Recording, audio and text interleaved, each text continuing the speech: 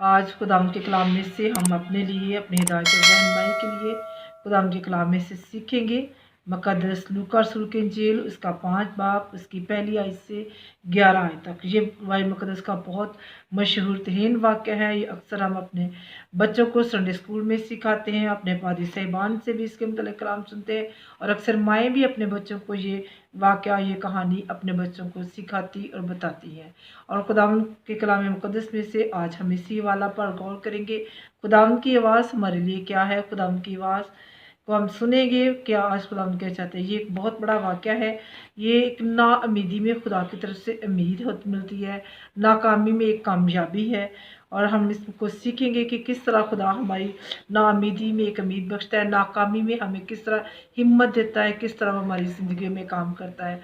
अब जब हम देखते हैं कि खुदा मुजस्सम से अपनी ज़मीनी खिदमत में जब वो ज़मीन पर खिदमत कर रहे थे, तो अपने कलाम की आसमानी बादशाही की मनादी को वो जगह जगह जाकर काम पेश करते थे। और वो खुदाम के कलाम देखो, वो गलियों में कूचों में जाते थे, वो शहर शहर गाँव गाँव जाकर खुदा के कलाम की तालीम सुनाते थे, और इबादत खानों में जाकर वो खुदा की बादशाहत की मनादी करते थे। और यहाँ पर जहाँ देखते हैं ये वाक़या जो बाइबल में मिलता है, यहाँ देखते हैं कि बहुत बड़ी भीड़ है जो खुदावंद के पीछे आ रही है, उसके ऊपर गिरती जाती है। और खुदा मुजस्सम चलते चलते एक निसरत की झील पर जाते हैं, और देखते हैं, जब मैं कलाम मुक़द्दस में से चंद आयत का भी पढ़ूंगी, 5 बाब की ये पहली आयत है। जब भीड़ उस पर गिरी पड़ती थी, खुदावंद का कलाम सुनती थी, और निसरत की झील के किनारे खड़ा था। ऐसा हुआ कि उस झील के किनारे 2 कश्तियाँ लगी देखी, लेकिन मछली पकड़ने वाले उन पर से उतर कर अपने जा रहे थे। ये शायद सुबह ही सुबह का टाइम है, और जब हम देख रहे हैं कि चंद लोग यहाँ पर बैठे हुए अपने जाल धो रहे हैं, और को 2 कश्तियाँ जो है वो लगी हुई हैं, खुदा ने वहाँ पर देखी।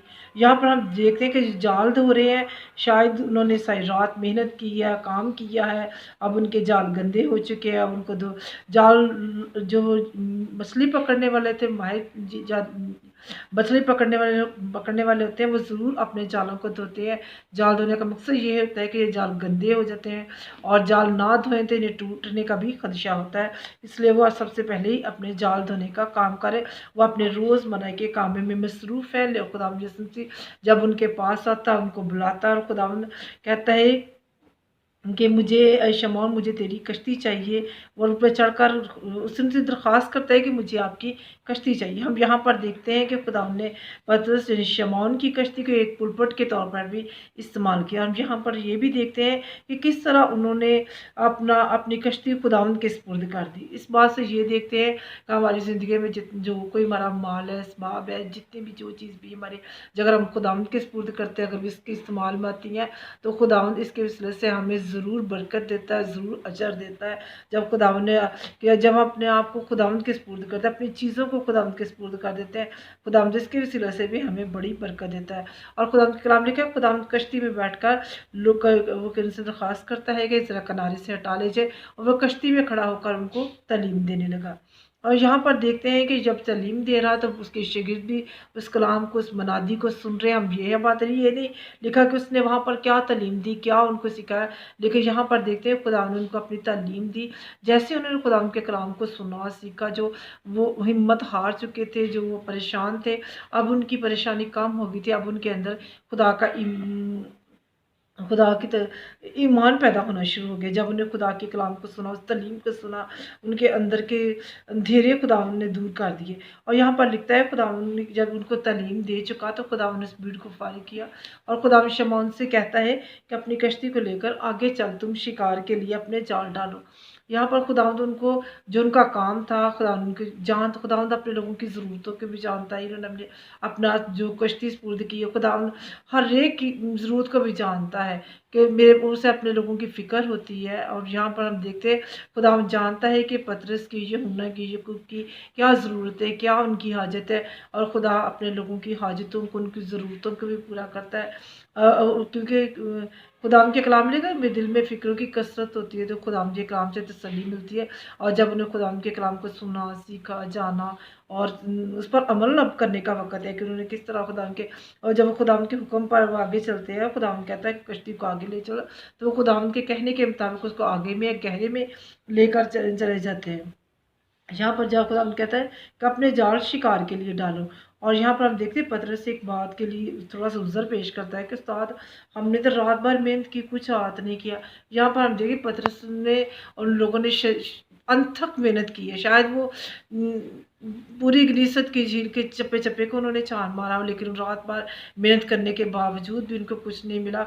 वो थोड़ा सूझा पेश करते हैं, लेकिन हम जानते हैं कि मेरा खुदा हर चीज़ का खालिक मालिक है, जानता है कौन सी चीज़ कहाँ पर है, हर चीज़ को बारे में वो जानता है। और जहाँ खुदा जानता है कि यहाँ पर मछलियाँ हैं, और खुदा इसलिए कहते हैं कि अपने जाल यहाँ पर डालो, गहरे में डालो। यहाँ से ये भी बात सीखते हैं कि जब हम खुदा के साथ चलते हैं, उसके साथ हमारे तजर्बात से हम गुजरते हैं, तो जब हम गहरे में जाते हैं तो गहरे में जाने से मकसद खुदा के हमारी खुदा के साथ गहरी रफाकत, उसकी रहनुमाई में हम बढ़ते हैं, तो खुदा इसकी वजह से भी अपनी बरकतें नाज़िल फरमाता। जब उन्होंने मछली जाल डाले तो खुदा के कलाम में लिखा है उनके जाल मछलियों से भर के गहरे पानी। यही यहाँ से यही भी मुराद मिल जाती है कि उन्होंने खुदा के हुक्म को माना और समझा और जाना। यहाँ पर यहाँ दे पड़ी क्या, यहाँ कामल ताबेदारी की भी बारी बात भी होती है कि उन्होंने खुदावंद के सुपुर्द अपनी कश्ती को नहीं बल्कि अपनी ज़िंदगियों को भी खुदावंद के सुपुर्द कर दिया। उस गहरे समुंदर में गहराई का भी उन्होंने खुदावंद के से तजर्बा सीखा, जाना है कि खुदावंद किस तरह आप लोगों को बरकतें देता है, किस तरह खुदावंद अपने लोगों की ज़िंदगियों में काम करता है। यहाँ पर देखते हैं कि उन्होंने अपने शरीकों को जो उनके साथ कश्ती में थी इशारा किया, कहा हमारी मदद करो, क्योंकि उनकी कश्तियाँ डूबने लगी। कभी कभी जो हमारे पास हम खुदावंद के साथ आगे बढ़ते हैं, गहरे में जाते हैं, थोड़ी सी मुश्किलात भी आती है, लेकिन मुश्किलात के साथ एक बड़ी खुशी भी होती है, एक बड़ी बरकत भी होती है।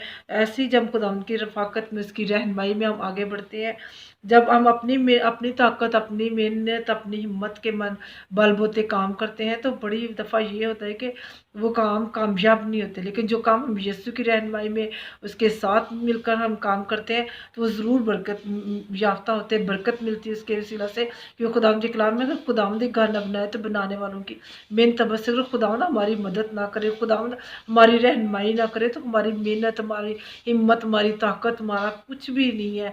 जब तक खुदावंद हमारी ज़िंदगी में, जब खुदावंद हमें बरकतें देता है, तो हमारे जाल फटने लगते हैं। वो बरकतें जो रुकी होती हैं, जो हम कहते हैं कि अब नहीं हो सकता। अब शागिर्द जानते थे, जो मछली पकड़ने वाले थे, वो इस अपने काम में बड़े प्रोफेशनल थे, लेकिन इसके बावजूद भी वो जानते थे कि अब सुबह हो चुकी, मछलियों का मिलना ही नामुमकिन। अगर हम रात भर ने हमें मिली, यही हम जानते हैं कि हम बड़ी अपनी ताकत का इस्तेमाल करके, बड़े सारे रसूल का इस्तेमाल कर हम कहते हैं हमारा काम नहीं हुआ था, ये अब होगा भी नहीं। लेकिन जब जैसे खुदावंद हमारी ज़िंदगी में आ जाए, तो हमारे वो रुकी हुई बरक़ात, वो सारे रुके हुए काम खुदावंद की रहनुमाई में हो सकते हैं। ये खुदा की आवाज़ है। जब हम अपनी ज़िंदगी में खुदावंद का, अपनी ज़िंदगी में, अपनी कश्ती में खुदावंद के साथ रखेंगे, तो खुदावंद जिसके वसीला से ज़रूर बरकत देगा। और जो ज़रूर खुदावंद उनसे कहता है कि तुम्हें खौफ नहीं कर रहा, आपसे तू आदमी का शिकार करेगा। यहाँ पर खुदावंद उसको अपने खिदमत के लिए, अपने जलाल के लिए भी इस्तेमाल करना चाहता है। और खुदावंद आज हमारी ज़िंदगियों से भी यही चाहता है कि हम किसी तरह का डर खौफ ना रखें, बल्कि खुदावंद के साथ बड़ी दलेरी के साथ, ईमानदारी के साथ, वफादारी के साथ खुदावंद के साथ बढ़ते रहेंगे। खुदावंद जिसके वसीला से हमारी ज़िंदगियों को में बरकत नाज़िल फरमा। खुदावंद के कलाम लिखा है कि वो तेरे दिल के दरवाजे पर खड़ा हुआ खटखटाता है, अगर तू खोलेगा तो वो अंदर आएगा। अगर आप अपनी ज़िंदगियों में अपने दरवाज़ों को खोलते हैं, दिल को खोलते हैं, और अपनी कश्ती में, अपनी ज़िंदगी को खुदावंद की रहनुमाई में, उसकी सुपुर्दगी में देते हैं, तो उसके साथ उसकी रहनुमाई में जो चलने में, जो तजर्बा उसके गहरे में हम सीखते हैं, वो हमारी बरकतों का वसीला बनता है। हमें चाहिए कि हम अपने खुदावंद के साथ आगे बढ़ें और उससे हमेशा की ज़िंदगी के वारिस बन सके, उससे अब्दी चीज़ों के वारिस भी हो सके। क्योंकि खुदावंद के कलाम में हर अच्छी बख्शिश और कामिल इनाम हमें नूरों के बाप की तरफ से मिलता है। अगर हम बरकतें हासिल करना चाहते हैं, खुदावंद से नेमतें हासिल करना चाहते हैं, तो खुदावंद के पास आएँ, अपनी ज़िंदगियों को खुदावंद के सुपुर्द कर दें, उसे दें, तो वो हमारी ज़िंदगी में अपने जलाल को, अपनी कुदरत को ज़ाहिर करेंगे। हैरत कुन वाक़यात, हैरान कुन वाक़यात होंगे, जिससे इनकी ज़िंदगी में हैरान कुन वाक़या खुदा ने किया। ये सोच भी नहीं सकते थे कि हमारे पास आज कुछ नहीं है। इनको हिम्मत हार चुकी थी, ये नाउम्मीद हो चुके थे, ये अपने आप में हिम्मत हार चुके थे, लेकिन खुदावंद ने इनकी हिम्मत को बांधा, खुदावंद ने इनकी रहनुमाई की, और खुदावंद ने इनको बरकत दी। आज हम अपने आप को जब खुदावंद के सुपुर्द करेंगे, खुदावंद की रहनुमाई में आगे बढ़ेंगे, तो खुदावंद हमें भी ज़रूर बरकत देगा। आमीन। खुदा मुझे और आपको इस कलाम के वसीले से बड़ी बरकत।